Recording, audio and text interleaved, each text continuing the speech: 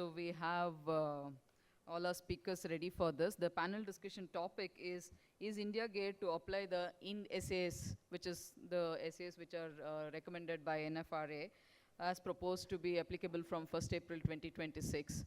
So the moderator for this session will be CA.R.Rajesh. I request you to please go on dais. Yeah. Panelists are CA.Niranjan Raman, Niranjan, please, CA.Venkatesh Padiyar, and CA.Venkatesh C. Welcome to all of you, and thank you for being here.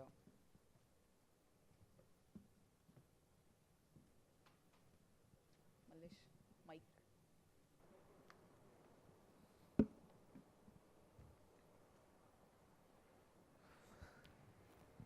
Rajesh, over to you for the moderation. Thank you.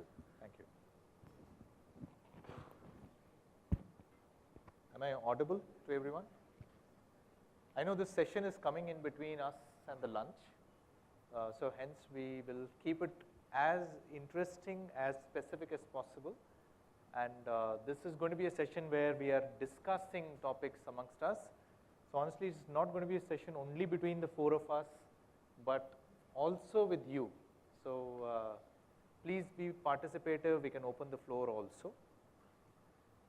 So I'm going to start by asking a few questions. See, the topic today that we are discussing, as we did in the first session, is on IND essay, right? The auditing standards which has been prescribed from 1st April 26 onwards, and how geared are we towards challenges which may come up on this. So there are obviously questions which come up. We have thought through and said, let's look at it in three buckets. One is in terms of skill sets as professionals. The second is to say that, okay, these are skill sets. In terms of execution of those, what are the pieces? And third is, would this actually create opportunities for all of us? Right? Because that's also an aspect we need to introspect.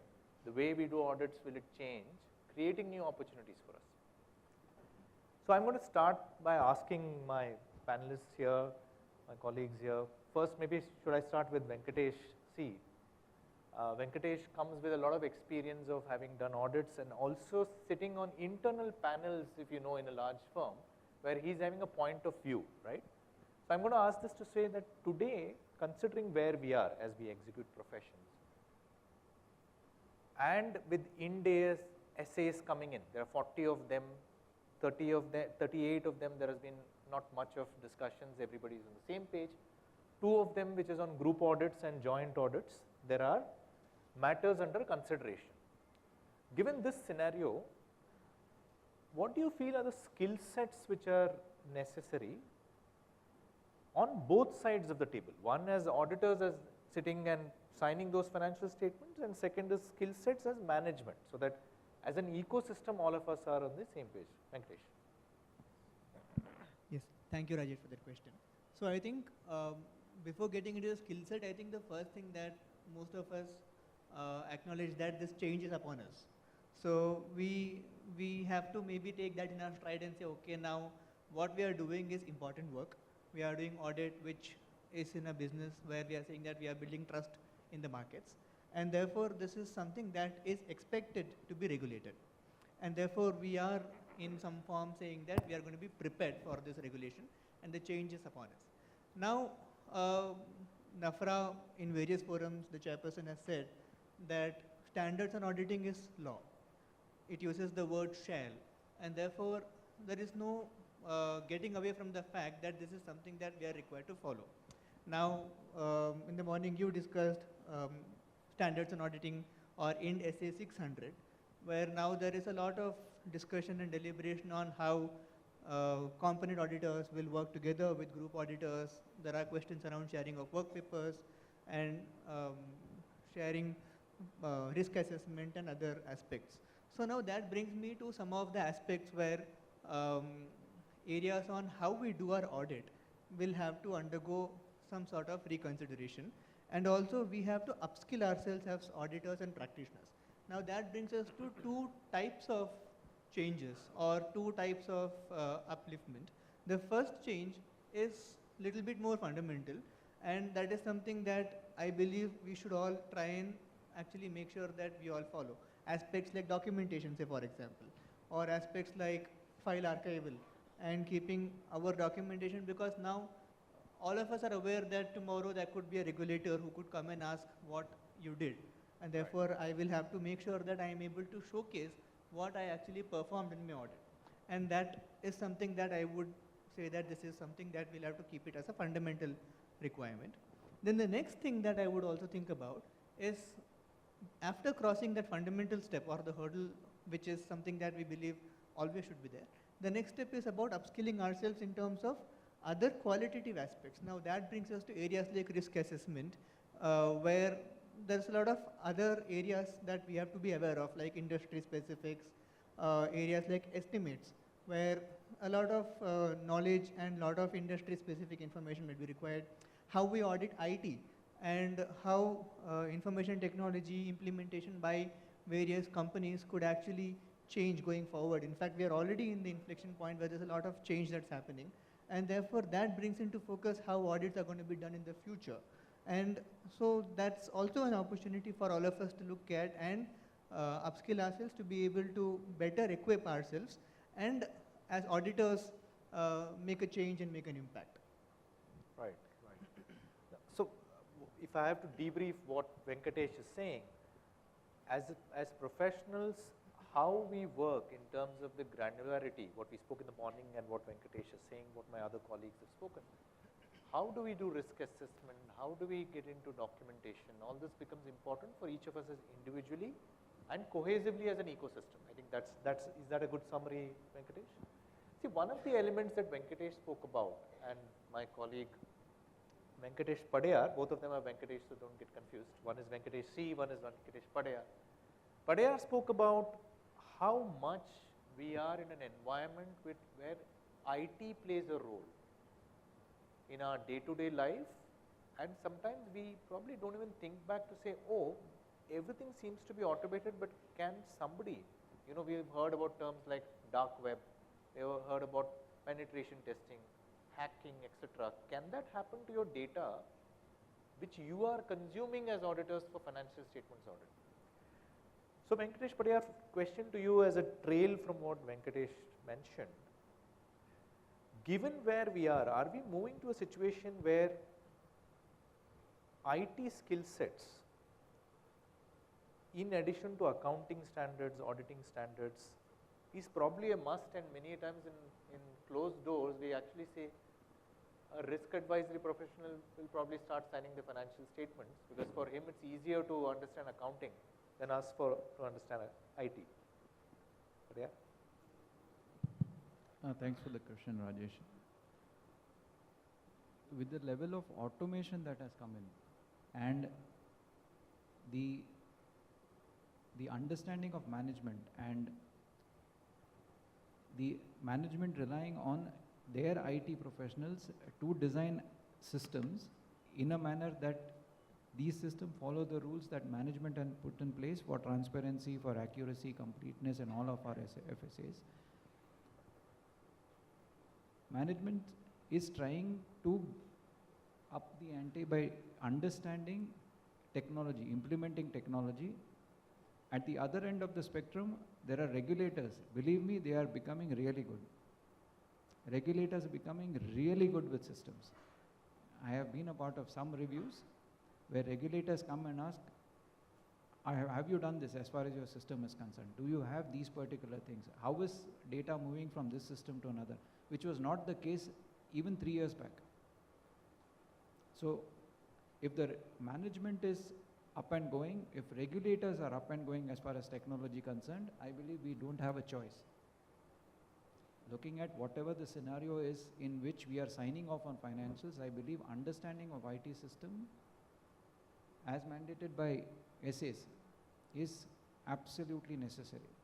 Is absolutely necessary. Looking at the opportunity is absolutely huge. What I have noted is in every firm there are 2 or 3 people who want to get into systems, but they don't get an opportunity. If they get an opportunity, it could be something of a revenue stream. Right. And maybe to both of you, considering the topic is to say how geared are we in this regard? How geared are we in terms of getting to IND SA by 26? What are your views, both from an IT side and from a profession side? You want to go first? Sure. So I think while there are varying degrees of, I would say, preparedness, but there's a lot that we can do. And it starts with actually looking at some of these aspects that we just discussed in terms of how we build that capacity to say that, okay, now do I understand the requirements well, and make those policies or procedures, like how I think recently again some forum, I think Nafra Chairperson said that all firms should have a very clear policy framework where it says that this is how we will do ABC procedures, audit, and these are our other frameworks that we will follow, and that will have to be aligned with the requirements of the standards on auditing. Now it also has an element where it says that we need to have, there is this AQMM, which is this audit quality maturity model, where it expects all firms to actually make a self-assessment. And it has aspects like, do you have standard work papers? Do you have a tool to document your work?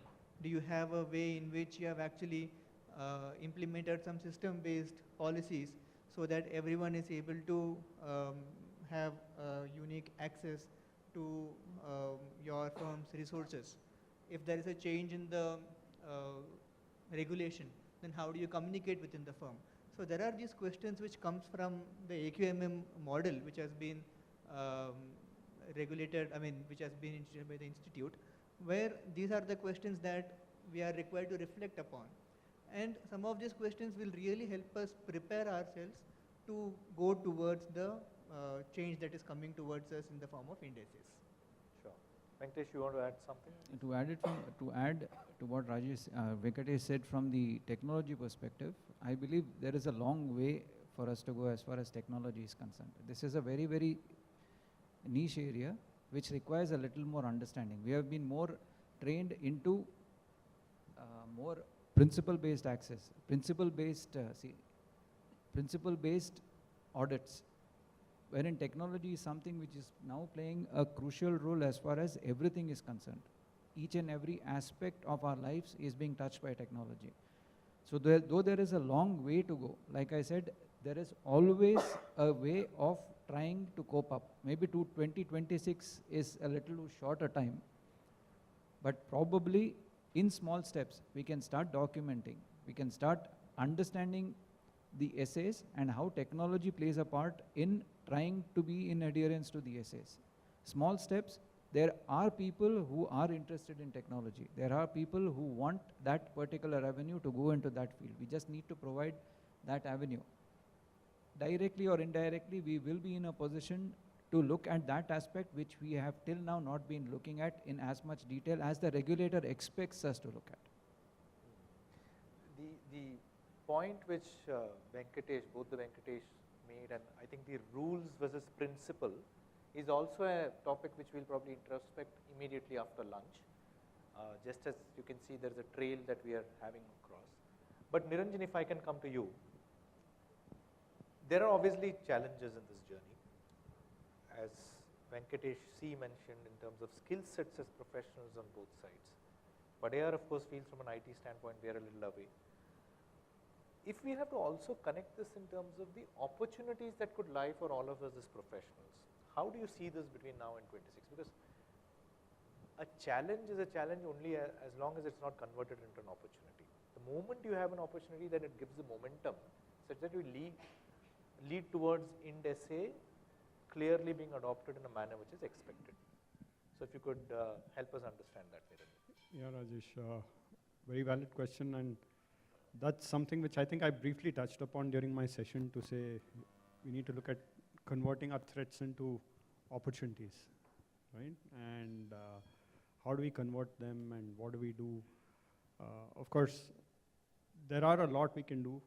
And I think you had a very interesting question here, which I didn't touch upon in my session, particularly on how equipped are we, how equipped is the management. I think as a profession, how equipped we are, to some extent I covered on my slide, on also the curriculum upgrade which ICA has done. And it also requires a continuous upgrade. It's not like a one-time thing.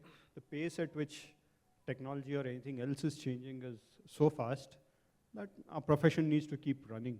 And it's just not a question of 26, it's a much longer journey. But yeah, one of the first pit stops, let's say, is 26. Now, the other part, which is how equipped are the managements, I think that's where there's also an interesting bit which maybe I didn't touch upon specifically in my session, which is that, yes, the managements are also not so really well equipped on many things, be it the managements or the board of, where we see a risk as an outsider, as an expert who probably seen multiple clients in the same industry or across different industries, who know how regulators may react to what's there in your financial statements. So there are many other areas where we can step in, including training our clients, for example, where I think it's a very good opportunity if we are quite well skilled on some topic relating to, let's say, Ind AS, or something relating to just preparing a risk control metrics or a risk register. Going advising and telling clients that we can help you with that is sort of a spin-off we can do outside of what the Ind ASs provide us as a challenge. While aligning to Ind AS to that extent is, yes, maybe as some people say in CA is a challenge, in essays is a challenge. I think equally the opportunity there is, let's learn new skills, go and do other things for our clients, where it kind of pays off for us, where it gives us a better professional satisfaction of what we can do beyond just the indices. I just wanted to ask one more question, Niranjan, and maybe you guys can chip in also. With Ind essay coming in, if we have to look at from a perspective of risk assessment, and risk assessment happens in both sides, right? Management is also doing a risk assessment and probably doing a management testing of controls, and then comes the auditor. Is there a space for us to participate along with the management to enhance those skill sets? And on the other leg, see today if you look at the shared service model of how audits are also operated from India for global enterprises or global audit firms, is there an opportunity for firms to network, come together, and hence the journey of adoption towards Ind essays becomes more faster, especially considering technology. See, Padiyar is an expert on technology. How can we marry that in a shared service model with networking of firms?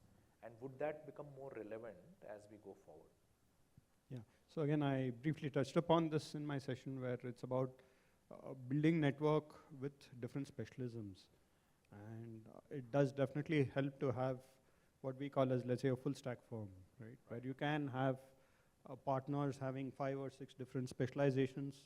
And that's exactly what the large firms, right, the big 4, big 6 as they're called, do pretty well in India and globally. And while the institute obviously will keep coming up with its guidance and regulations on networking, and they're going to keep hopefully making things much more open for professional firms to get together and do. I think it's also for us to see within what's available today, who are the best people that we can network with. There can be a lot of opportunities which get opened up simply by firms either collaborating, which is at the very lowest level, where it's more contractual, and I just sign up with Venkatesh, let's say, to come and help me on IT controls in one particular client, and that assignment's over, I'm done. So that's just a collaboration, that's the lowest level. And that, in your view, can speed up us getting to the expectation with which Ind ASs and essays are coming in. Certainly. And 26 being the timeline. Yeah, certainly, because at the end of the day, Ind essays is all about bringing the relevant specialized skill set for each and every standard where it's required. Right. It could be IT, it could be evaluation, it could be some gap specialization, it can be whichever that's ancillary to the basic generalist role of an auditor.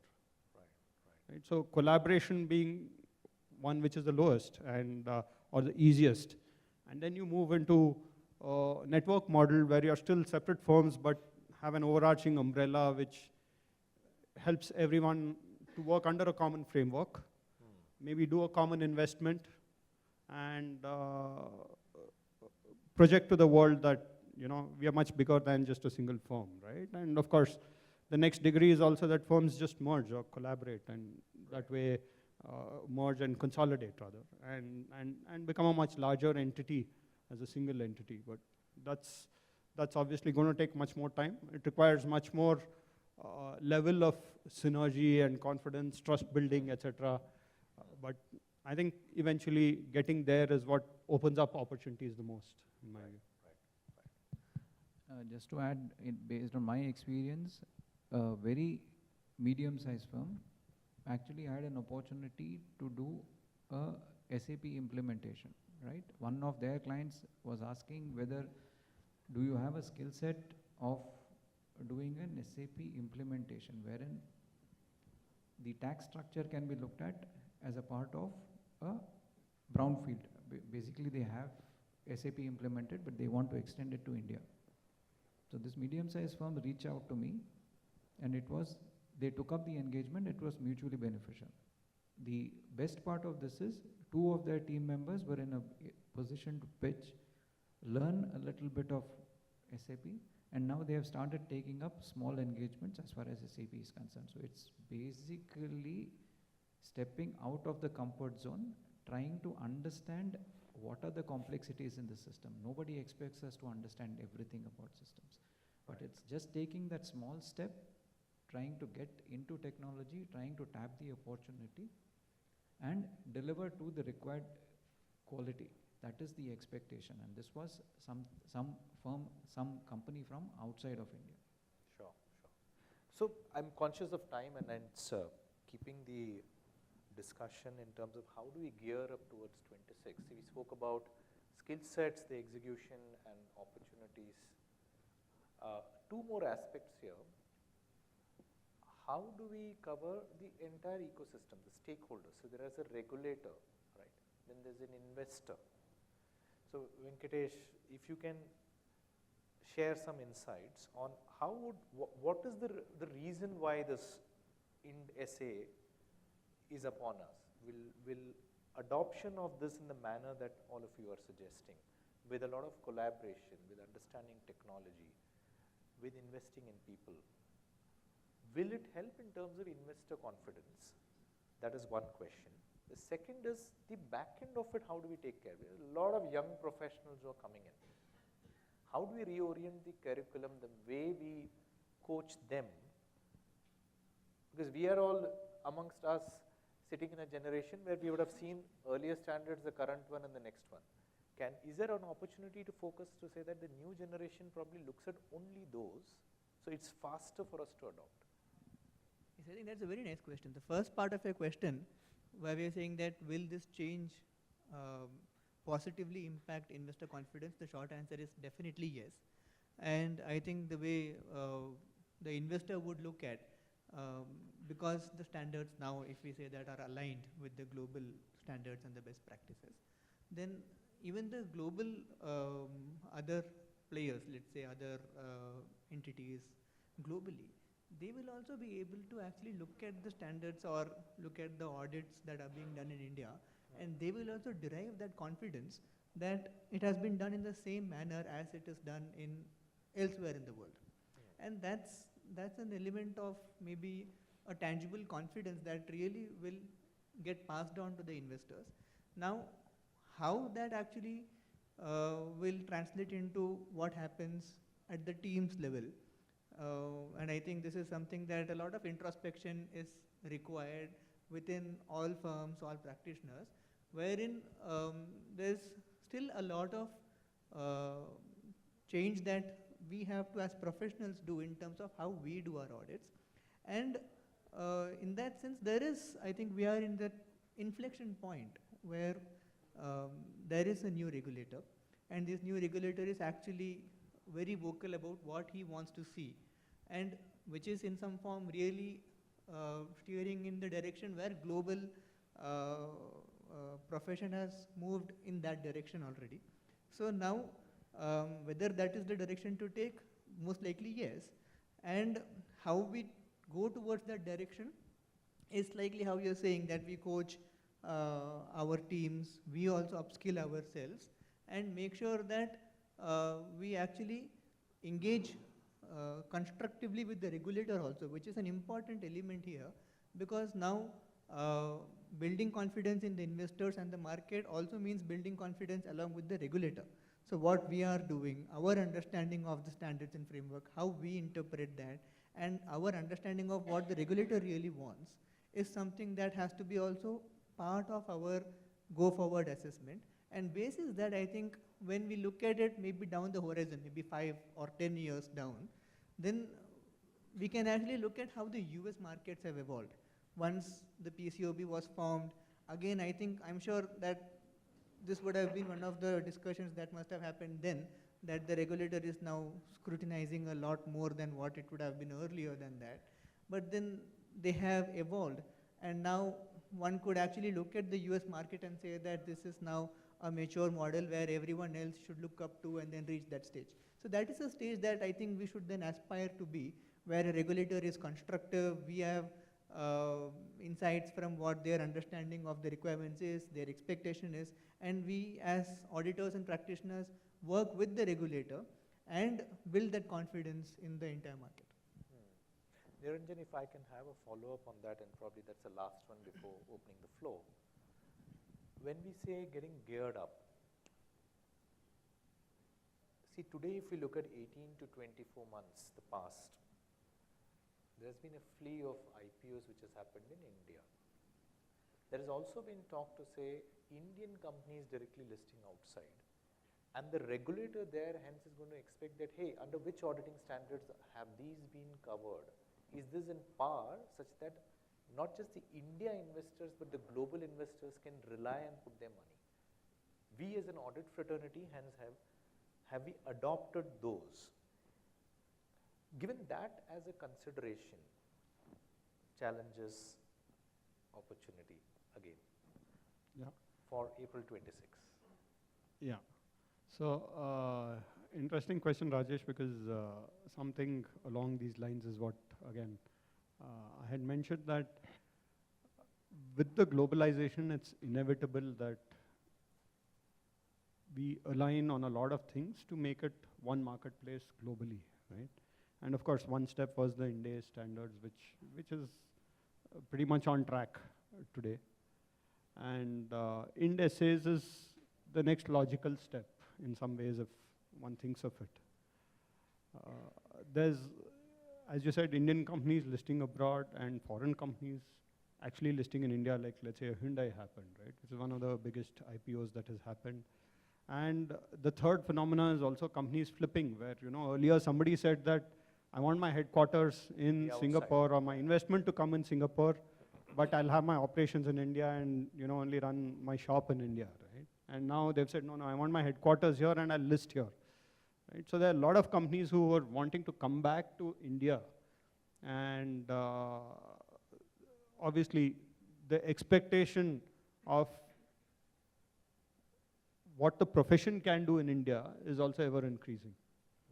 And yeah, 26 is definitely a time phase when I think there'll be a lot more IPOs. I've been reading reports that I think 24 was one of the best years in possibly a decade or over, right? And that's going to continue for the next couple of years.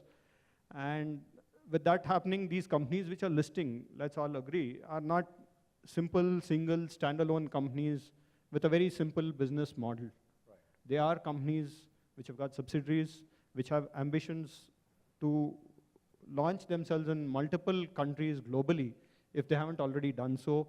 They are companies which have extremely complex IT environments where it's very important for us as auditors to understand what they have and how to be able to audit them. Right. So given all this, there is, again, a lot of opportunity. There is a lot that we need to gear up for. And of course, how do we upskill ourselves is the most important thing. The institute is, of course, doing a great job and creating a lot of awareness, having some of the certifications, everything. One way is, I go back to the same point that collaborating and sharing the knowledge between the CAs is what will make it more practically viable for us, right, to speed up. Because I may do a DISA certificate, but if I haven't done an audit of a complex IT environment, it's going to be difficult. Number one. Number two, if I go to a client and show a DISA certificate and say, look here, I've done a course and a certification, let me do your IT audit, it's going to be very difficult for that client to give me some job where they're going to, right? So the better approach, in my view, will be to collaborate with someone and say that, look here, I'm going to do this assignment with somebody who's done it in 10 other companies. I am also a DISA, CISA, whatever, and handhold and work together on 2-3 assignments, and then you can be up and running. That's an example for IT audits. It could be the same for valuation. It could be for anything else, for forensic, for sustainability, which is another very evolving area, and that's also on the runway now, if we see. So essentially what, if I hear from all of you, is India geared up for IND SA adoption for April 1st, 26. If I may summarize this, it looks like there is a path we have to go towards as professionals, as regulators. Institute has obviously a role to play in terms of seeing where the skill sets are needed for younger professionals, for people like us. Discussing more openly about this will help all of us. And second is, there are pockets of opportunities which we can all mine, which can help in our careers, in our firms. Is that a good summary? Very good, yeah. That's exactly. Sure. Any questions from the audience around this in terms of gearing up IND AS that we are approaching with 1st April 26 as a timeline? Any questions from the audience?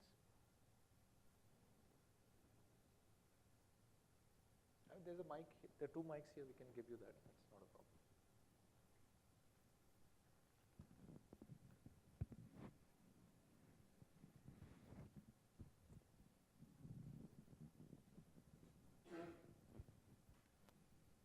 No questions at all? I know hunger takes over, but sure. We are around, and this same trail of thought, as you see the program, the way it is structured, probably it's going to be a continuation of some of these aspects. Happy to take questions. All of us are here. Our next panelists are also here. They can also take some of these questions because the theme is the same around IND SAs on these auditing standards. Thank you so much, all of you. Thank you for my co-panelists. Thank you.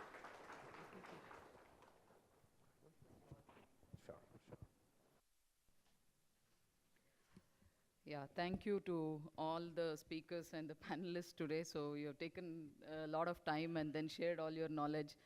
I know it's also a tricky subject which you have handled very well, and thank you to all of you. We have a memento, small memento, request you to all accept.